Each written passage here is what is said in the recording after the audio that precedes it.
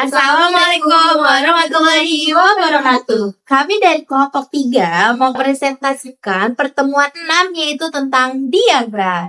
Nah, di sini aku akan jelasin diagram. Apa sih diagram itu? Diagram adalah visual dari data informasi atau proses yang digunakan untuk mempermudah pemahaman, analisis, dan komunikasi. Diagram dapat berbentuk grafik, bagan, atau gambar yang menampilkan hubungan antar elemen dalam suatu sistem atau rangkaian data.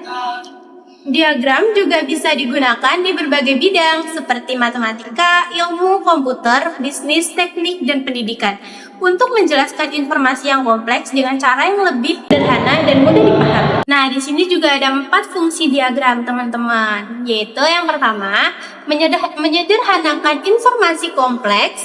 Yang kedua, membantu menganalisis data. Yang ketiga, meningkatkan komunikasi, dan yang keempat, mempermudah pengambilan keputusan.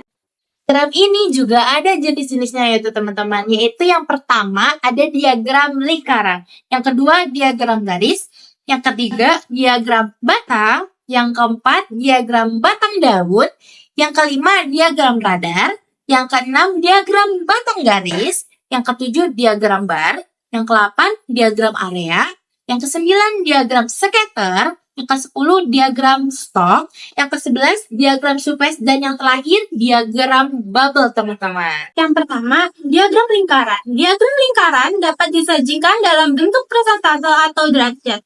Setiap persentase atau derajat dalam lingkaran memiliki frekuensi dari keseluruhan data. Dalam perkembangan teknologi informasi dan komunikasi, pembuatan diagram P tidak lagi menggunakan manual tetapi menggunakan komputer. Salah satunya dengan program Microsoft Office Excel. Yang kedua, diagram garis. Diagram di sini ya, teman-teman. Untuk diagram garis yaitu diagram yang menghubungkan titik-titik data sehingga membentuk garis. Yang ketiga, diagram batang. Sini ya, teman-teman. Artinya, diagram yang berbentuk batangan, grafik yang menggunakan batang-batang persegi panjang untuk menyajikan data secara visual. Tinggi dan panjang setiap batang mewakili nilai atau frekuensi dari suatu kategori data. Nah, diagram ini berguna untuk membandingkan nilai-nilai pada berbagai kategori, mengidentifikasi tren, dan menyajikan data. Yang kelima, diagram radar. Diagram radar, diagram yang cukup menarik yang memperlihatkan sebaran posisi data dari titik pusatnya. Diagram radar ini sering dikenal dengan diagram jaring laba-laba karena bentuknya menyerupai jaring laba-laba. Nah, yang keenam, diagram batang garis. Diagram batang garis adalah diagram yang bertumpu pada batas nilai minimum dan maksimum serta kuartil atau biasa disebut 5 serangkai. Yang ketujuh, diagram bar. Diagram bar adalah diagram batang dengan posisi ke-8, diagram area. Diagram area adalah diagram menunjukkan besaran wilayah data grafik yang digunakan untuk menampilkan perubahan data dari waktu ke waktu. Dengan menambahkan area di bawah garis yang diplot pada grafik. Yang ke-9, diagram scatter, teman-teman. Diagram scatter adalah diagram titik yang dapat memperlihatkan sebaran data. Yang ke-10, diagram stok, teman-teman.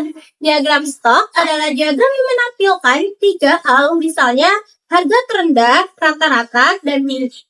Dan yang ke-11, teman-teman, diagram surface. Diagram surface adalah diagram memperlihatkan dua batasan, misalnya terendah dan tertinggi. Yang ke-12, diagram bubble, teman-teman.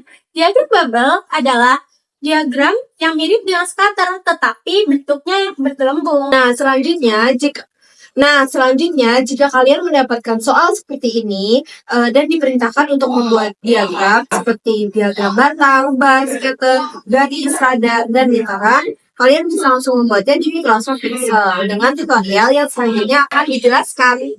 Jadi yang pertama kita buka dulu aplikasi Microsoft Excel, lalu yang kedua kita buat tabel.